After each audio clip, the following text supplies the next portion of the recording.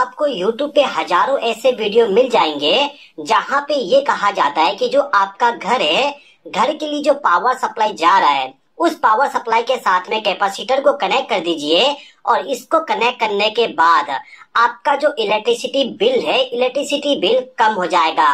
क्या वाकई ऐसा होता है कि नहीं होता है, इसी के बारे में मैं आपको पूरा डिटेल में एक्सप्लेन करने वाला हूँ। तो कैपेसिटर को कनेक्ट करने से इलेक्ट्रिसिटी बिल हमारा कम होगा कि नहीं होगा, उसको हम थोड़ा रुक के समझेंगे। सबसे पहले हम ये समझते हैं कि जो हमारे घर का इलेक्ट्रिसिटी बिल आती है, इलेक्ट्रिसिटी बिल किस कंडीशन में, यानी कि क्या करने पे कितना इलेक्ट्रिसिटी बिल आती है, उसको समझ लेते हैं। तो दोस्तों, आपके घर में जो भी बल्ब, फैन, जो भी इलेक्ट्रिकल डिवाइस आप इस्तेमाल करते हो, उस इलेक्ट्रिकल डिवाइस को जो पावर सप्लाई जाता है वो जाता है हमारे एनर्जी मीटर के द्वारा। और यही एनर्जी मीटर है जो कि हमारे इलेक्ट्रिसिटी बिल को कैलकुलेट करता है। यानी कि आपने आपके घर में कितना पावर का कंजप्शन किए, उसको कैलकुलेट करने के लिए इस प्रकार का मीटर लगा होता है। अब इस मीटर का जो यहाँ पे रीडिंग है, ये रीडिंग हमारा यूनिट में होता है। यानी कि इलेक्ट्रिसिटी बिल को हम यूनिट में कैलकुलेट करते हैं। अब यहाँ पे एक यूनिट बढ़ाने के लिए हमें कितना पावर का कंजप्शन करना पड़ता है, उसको भी समझ लेते हैं।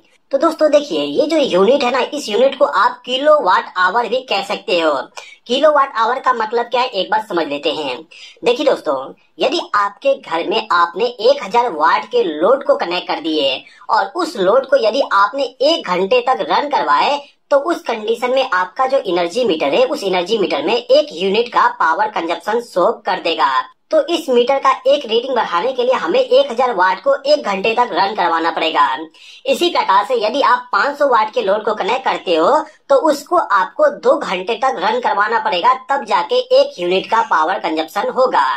इसी प्रकार से यदि आप 200 वाट के लोड को कनेक्ट करोगे, तो उसको आपको 5 घंटे तक रन करवाना पड़ेगा, तब जाके 1 यूनिट का पावर कंजप्शन होगा। अब जितना भी यूनिट आपके घर में पावर कंजप्शन करोगे, उसको रेट से मल्टीप्लाई करके हमारे घर का इलेक्ट्रिसिटी बिल आ जाती है। यहाँ पर रेट का मतलब ये है कि 1 यूनिट कंजप्शन करने पे कितना रुपया आपको पे करना पड़ता है, उसका अमाउंट। ओके, अब हमारा मेन कॉन्सेप्ट ये है कि जो हमारा एनर्जी मीटर है, उस एनर्जी मीटर के साथ हम कैपेसिटर को कनेक्ट कर दे, तो उस कंडीशन में हमारा इलेक्ट्रिसिटी बिल कम होगा कि नहीं होगा। तो इसको समझने के लिए हम यहाँ पे एक कैलकुलेशन करते हैं। तो यहाँ पे हमारे पास में एक क्वेश्चन दिया गया है, find the total power consumption in a home in which load is running continuously for 1 hour. यानी कि 1 घंटे तक हमारा कंटिन्यूअसली पावर कंजप्शन हो रहा है, जिसमें वोल्टेज है 230 वोल्ट, करंट है यहाँ पे 25 एम्पियर और पावर फैक्टर है 0.6। तो ये जो क्वेश्चन है, इस क्वेश्चन को हम सोल्व करना चाहें तो इसको सोल्व करने के लिए हमें इस फॉर्मूला का इस्तेमाल करना पड़ेगा। जैसे कि मैंने आपको स्टार्टिंग में बताया कि यदि हम 1000 वाट के लोड को 1 घंटे तक रन करवाएंगे, तो उस कंडीशन में 1 यूनिट का पावर कंजप्शन होगा।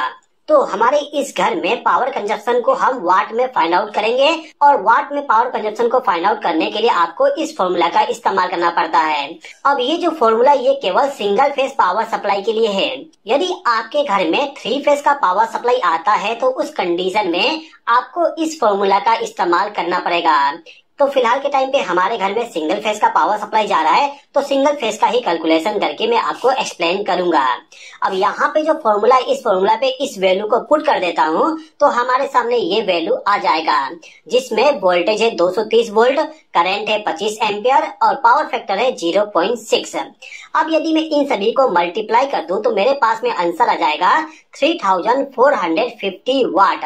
अब इस वाट को यदि आप यूनिट में कन्वर्ट करना चाहोगे, तो आंसर आ जाएगा आपके पास में 3.45 यूनिट। तो ये जो घर है, इस घर में 1 घंटे में 3.45 यूनिट का पावर कंजप्शन किया जा रहा है।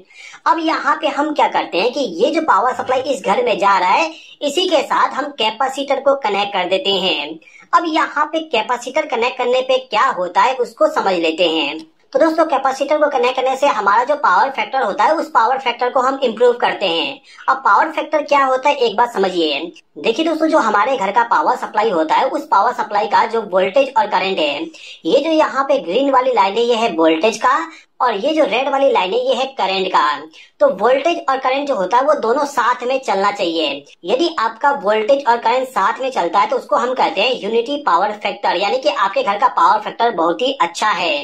इसके बाद जो आपके घर का वोल्टेज और करंट है, उसमें यदि वोल्टेज पीछे रह जाता है और करंट आगे चलता है तो उसको हम कहते हैं lagging power factor. Lagging power factor तब होता है जब आपके घर में इंडक्टिव लोड को कनेक्ट करते हो। इंडक्टिव लोड का मतलब कि आपके घर में यदि मोटर को कनेक्ट कर दोगे तो आपके घर का जो वोल्टेज और करंट है वो आगे पीछे हो जाएंगे।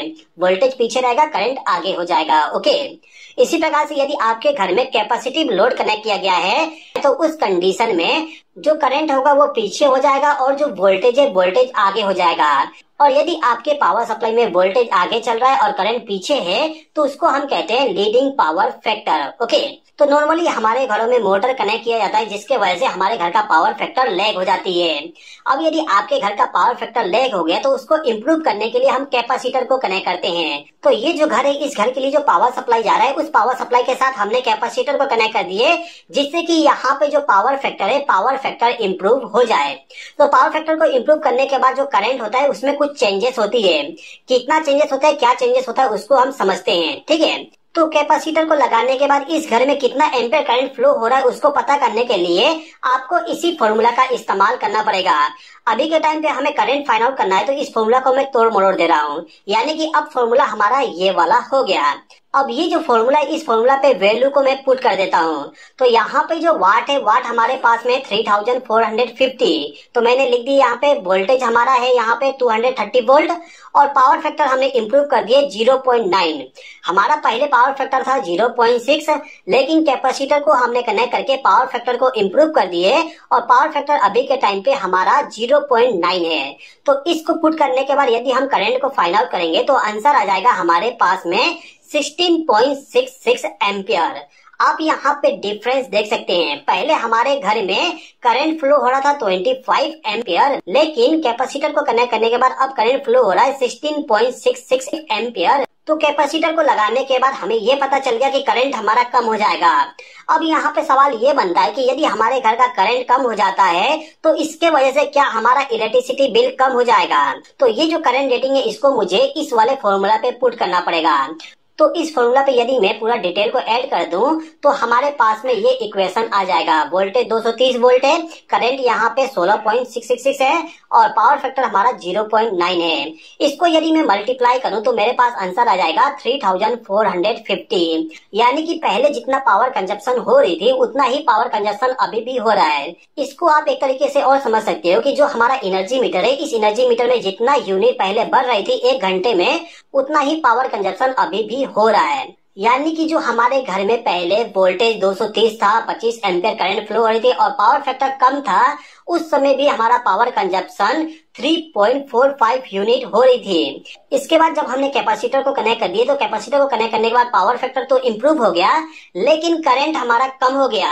करंट रेटिंग कम होने से और पावर फैक्टर के इम्प्रूव होने से जो हमारे घर में पावर कंजप्शन हो रही थी वो पहले के जैसे ही है। यानी कि पहले जितना इलेक्ट्रिसिटी बिल आपके घर में आ रहा था उतना ही इलेक्ट्रिसिटी बिल अभी भी आएगा कैपेसिटर को कनेक्ट करने के बाद भी। ओके, लेकिन दोस्तों यहाँ पे आपको एक चीज समझना होगा, जो आपके घर में इलेक्ट्रिकल डिवाइसेस है उन सभी डिवाइस का जो लाइफ है, लाइफ इंक्रीज हो जाएगा यदि आपने आपके घर का पावर फैक्टर को इम्प्रूव कर दिया तो। ओके, इसके अलावा आपको मैं एक चीज और बताना चाहूंगा। जो इंडस्ट्री होता है, इंडस्ट्री में जो पावर सप्लाई जाता है उस पावर सप्लाई में यदि पावर फैक्टर लो रहता है तो उस कंडीशन में उनको पेनाल्टी पे करना पड़ता है। और यदि इंडस्ट्री में जो पावर फैक्टर है, पावर फैक्टर पूरा सही रहता है तो उस कंडीशन में उनको कोई भी पेनाल्टी पे नहीं करना पड़ता है। तो यदि आपके घर में 3 फेज का पावर सप्लाई आ रहा है और आपके घर का पावर फैक्टर लो है तो हो सकता है कि आपको वहां पे पेनाल्टी पे करना पड़ रहा हो। तो यदि आप चाहते हो कि आपको कोई भी पेनाल्टी पे ना करना पड़े तो उसके लिए आप पावर फैक्टर को इम्प्रूव करके रखिएगा। ओके, तो आई होप कि आपको यहाँ पे समझ में आ गया कि कैपेसिटर को कनेक्ट करने से इलेक्ट्रिसिटी बिल में कोई भी कमी नहीं आएगा, लेकिन पावर फैक्टर को इम्प्रूव करके जो पेनाल्टी होती है उस पेनाल्टी को हम बचा सकते हैं। तो आई होप कि आपको ये वीडियो पसंद आया होगा। वीडियो पसंद आए तो लाइक कर दीजिए, चैनल पे नहीं हो तो सब्सक्राइब कर लीजिए। इस वीडियो को देखने के लिए धन्यवाद।